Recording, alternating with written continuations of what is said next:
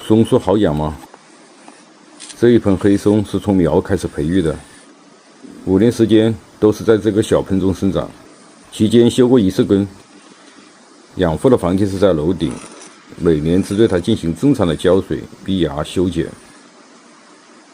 养松不在于它的盆的大小，也不需要特殊的养护环境。松的适应性强，养好松关键在于了解它的属性，知其性，养好根，才能随心所欲地玩好它。无论是下人桩还是重新上盆，松都有一个成活期。与其他树种相比，松有一个明显的特征，松靠半生菌成活生长，这也是松树种养为何要带复兴土的主要原因。除此之外，松树的树叶带油脂性，针叶小，生发量小，对防疫的适应性强。对松树的种养，土要收松透气，透气有利半生菌的生成，新根萌发。我们常在松根上见到那种白丝状的物体，就是半生菌。收松有利于水的进出，而不积水。当然，收松的介质需要有较好的保水性。有了这些基本的条件，种养过程不要操之过急，不要总想到它会缺水，要保持土壤的相对偏干。树荫干需要水分，就会刺激根系的萌发，以吸收更多的水分维持它的生长，这也就是干足根深的道理。盆土长期过湿，不但难生根，而且也会造成半生菌的消失，松树枯萎。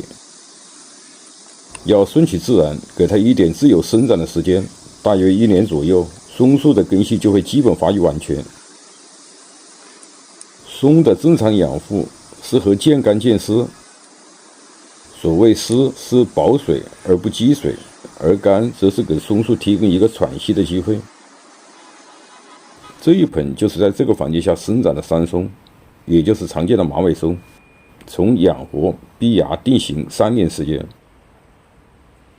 山松与黑松的属性基本相同，但它的适应性更强，尤其是发不定芽的概率高，这就为玩山松提供了更多的选择。养活、养旺、逼芽及造型是玩松的顺序，不能颠倒。成活不好就开始造型，只会适得其反。玩松不必想得太复杂，掌握它的方法，简单的养也要简单的玩。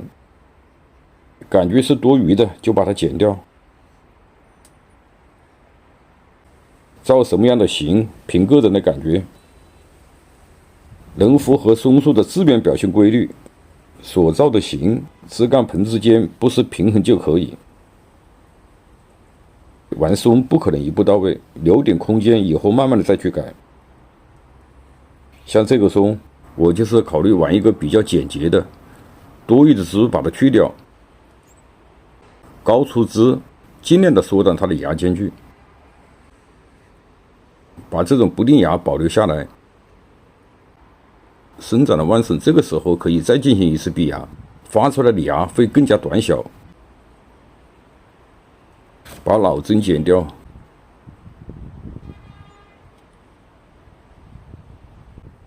玩松是边玩边欣赏，这就是玩松最大的乐趣。关于松的养护，今天就聊到这里，谢谢您的收看，我们下期视频再见。